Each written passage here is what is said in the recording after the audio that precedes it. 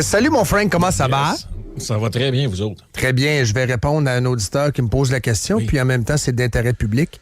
Duhem fait son retour sur scène la semaine prochaine, sur la scène publique. Donc, il est toujours en théorie en convalescence. Mais Éric va très bien, va mieux se gérer, je pense. Il va plus utiliser son attaché de presse, gérer la circulation et va faire une première sortie. Je crois que c'est dans le bilan en soirée la semaine prochaine. Je n'ai pas les dates. Première entrevue ici dans Montréal Live.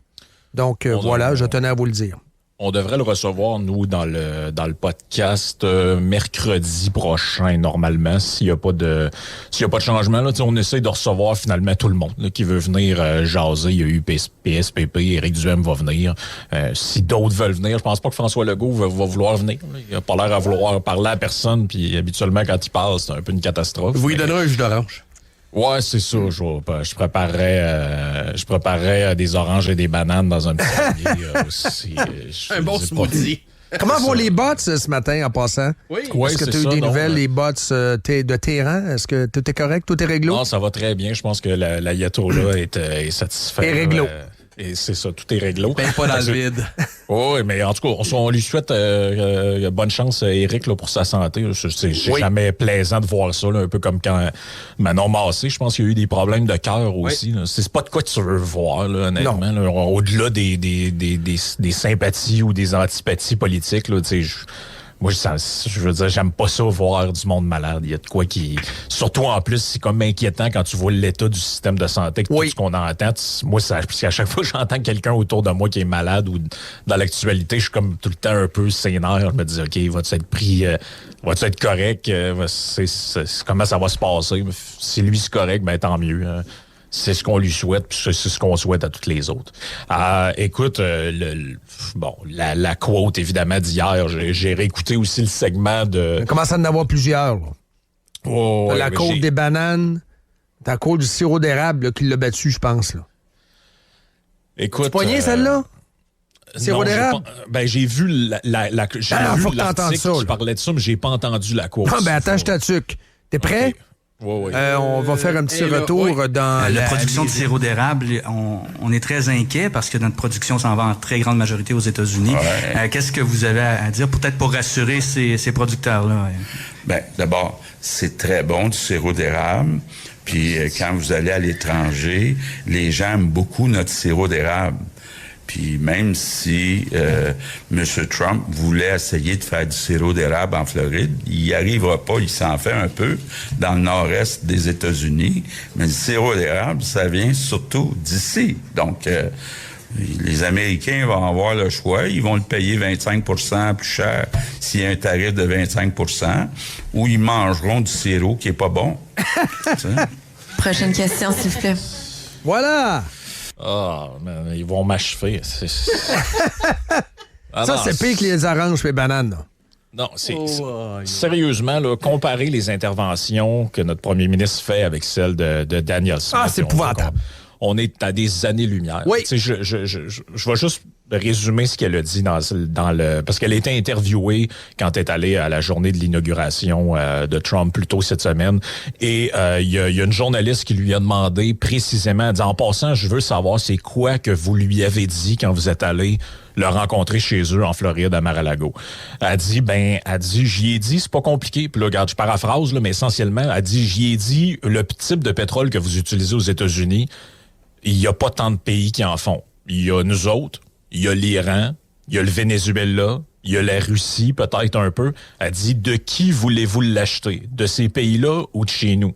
Puis il a dit de chez vous. Elle dit, voulez-vous en acheter plus ou voulez-vous en acheter moins? Il a dit, je veux en acheter plus. Elle dit, je pense qu'on est capable de trouver un terrain d'entente. C'est un peu ça, là-dessus qu'il faut que tu mises. Et le Québec, tu sais, on en a des...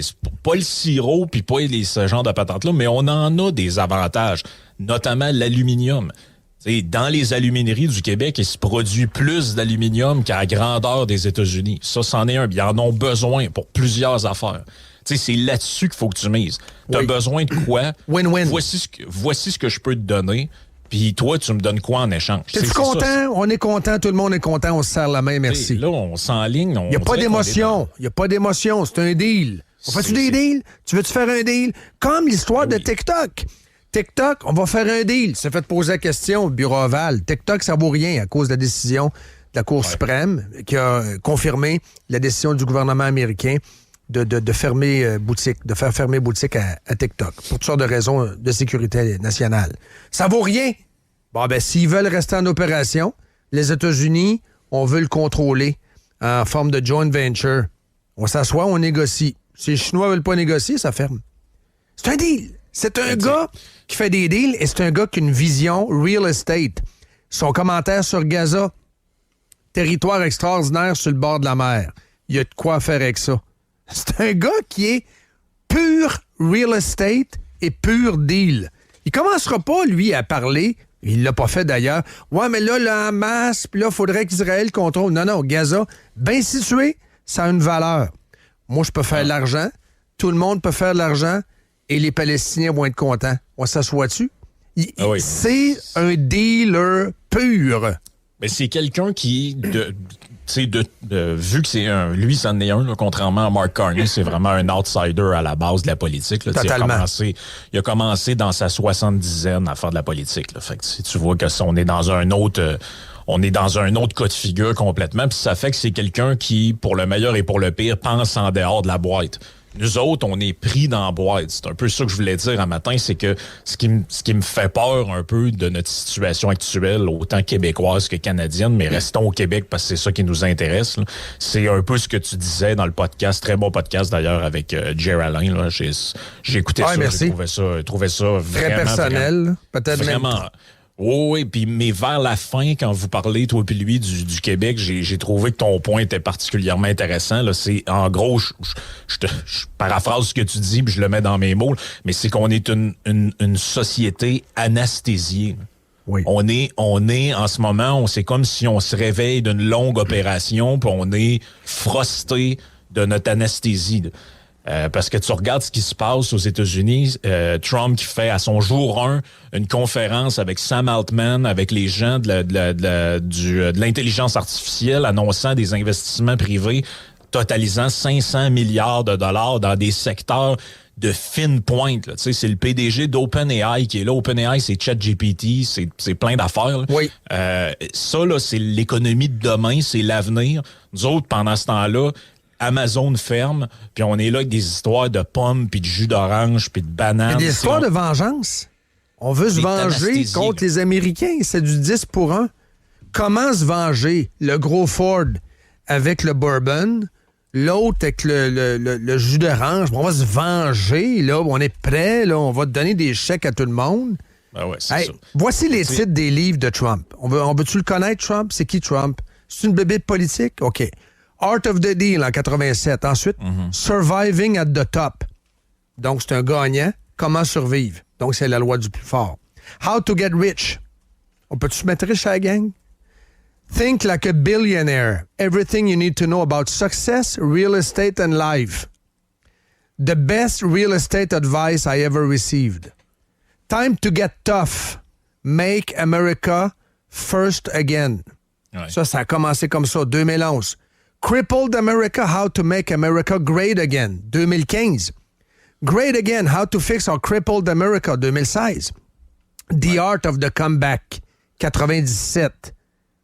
Et puis, il y en a d'autres qui sont peut-être moins pertinents, là, plus dans Three Generations That Built an Empire, un livre plus biographique. Là. Ben, tu vois l'orientation du gars. Là. On peut se mettre riche à la gang, faire plus de bacon, on s'entend-tu? T'es-tu gagnant? On est gagnant, on se serre la main. Oh oui. Mais tu sais, quand je dis thinking outside the box, là, tu vois là, les premiers executive orders, je pense que il faut se mettre dans la tête que maintenant le monde bouge rapidement, les choses changent, il faut s'adapter à ça, sinon on va être les derniers en queue de peloton. Puis l'exemple d'Amazon, ben c'est exactement ça, c'est qu'on est figé dans un carcan syndical étouffant, puis tu sais, tout le monde spécule sur c'est ça, c'est pas ça. C'est ça. J'ai devant mes yeux le document du tribunal administratif du travail, 22 octobre 2024. Tu l'as? Vous pouvez... Okay. Oui, je l'ai. Les gens peuvent le lire s'ils veulent, là, ça se trouve. Là. Et dedans, bon, ce qu'on comprend, parce que c'est du langage d'avocat, là, mais quand tu sais lire entre les lignes, là, c'est que Amazon avait l'air de contester le processus de syndicalisation qui, selon eux, était un peu fling-flang. Là. C'est comment ça a été accrédité, tout ça. Ils ont essayé de contester ça devant le tribunal administratif du travail et le tribunal leur a pas donné gain de cause, a donné raison à la CSN finalement, à l'Union des travailleurs. Puis j'ai l'impression, en tout cas, si tu regardes les dates, 22 octobre 2024, c'est probable, si c'est pas un goutte qui a fait déborder le vase, en tout cas, ça a contribué à le remplir pas mal. Mais ce modèle-là, je veux dire, il est obsolète, il est dépassé. Et tu regardes les articles de journaux qu'on avait dans les derniers mois, là, en avril 2024, t'avais Guy Nantel de QS, là, Alexandre Leduc, qui nous disait qu'il en appelait à des inspections de la CNESST chez Amazon pour voir s'ils n'entravaient pas le processus de syndicalisation. On demande des amendes, on demande... On te les a écœurés mur à mur. Ça, c'est sans parler du matraquage de Québécois qui ont fait engager un journaliste. Et un journaliste s'est fait passer pour un gars d'Amazon. Ils ont investi la compagnie. Ben oui. Puis ils ont révélé toutes sortes d'affaires internes, puis les jérémiades, la collection de jérémiades, là, nous présentée par Québécois. Ça, Amazon n'a pas aimé ça, là. Mais comparer cet environnement-là, parce que, tu sais, dans le fond, c'est comme du speed dating, l'investissement étranger. Tu sais, dans le marché de la séduction, là, si tes critères sont excessivement élevés et que tu n'as rien à offrir, ben, tu restes célibataire. Si tu as beaucoup à offrir puis que tu es assez flexible, ben tu trouves quelqu'un. C'est de même que ça marche. Ben là, tu as d'autres juridictions qui, eux, sont plus flexibles et ils ont beaucoup à offrir. Fait qu'ils attirent ces gens-là. Puis ça a toujours été le problème du Québec, c'est le manque d'investissement étranger. Rappelez-vous, il y a plusieurs papiers de Robert Gagné du HSC qui datent là-dessus, puis il avait même fait une mise à jour. C'est notre principal problème. Il n'y a pas assez d'argent qui arrive de l'étranger. On fait juste tourner nos affaires entre nous autres, une subvention du gouvernement, un programme, puis ça, maintenant, ben, ça n'en crée pas de richesse. Si tu veux créer de la richesse, ça prend de l'argent neuf, comme on disait dans le temps. Ben, l'argent neuf, elle arrive par l'investissement, par des business qui s'installent, par du monde qui arrive, qui achète des bâtiments, qui ouvre une business. Mais c'est de même que l'argent arrive. C'est pas par des subventions du gouvernement dans des start-up hasardeuses, là.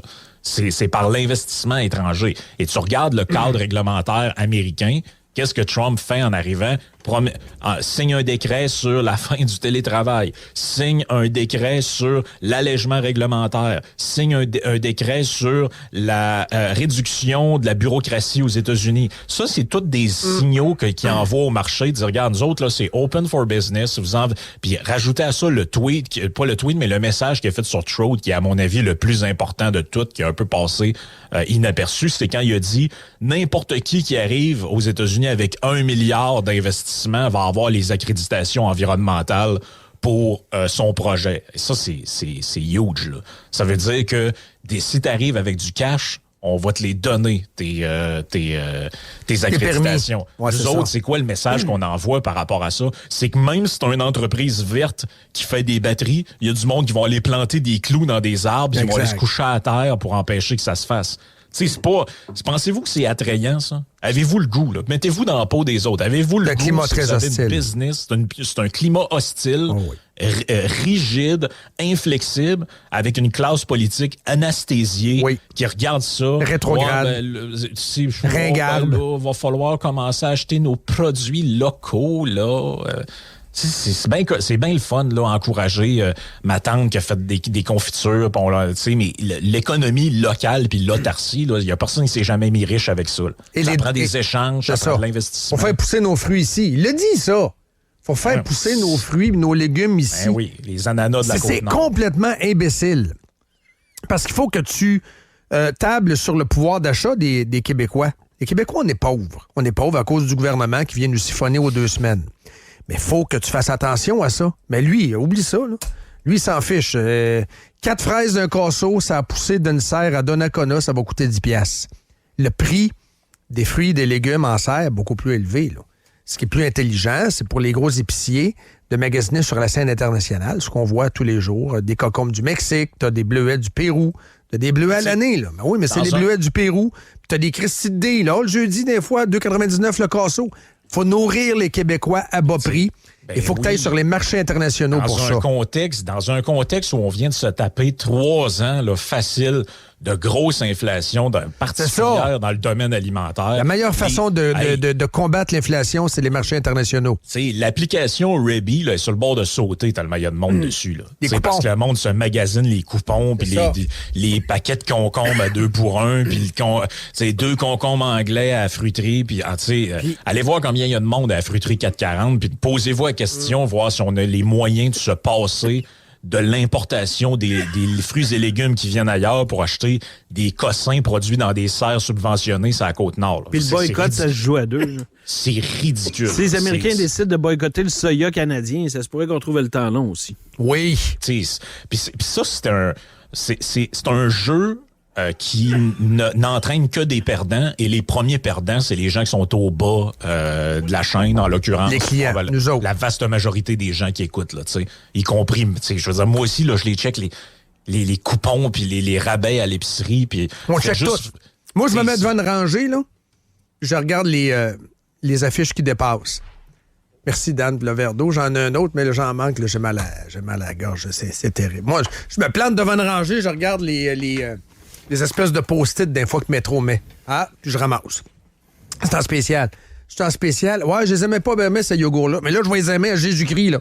Parce qu'ils sont en spécial. Voilà. Tout est en spécial dans le panier, chez nous. Ça fait une bonne différence. Il faut se laisser, mon cher Frank, parce qu'on a vraiment même mangé l'autre boule. On fera ça la semaine prochaine. On fera ça la semaine prochaine. Salut, ciao. Yes. Okay, merci ciao. infiniment. Salut.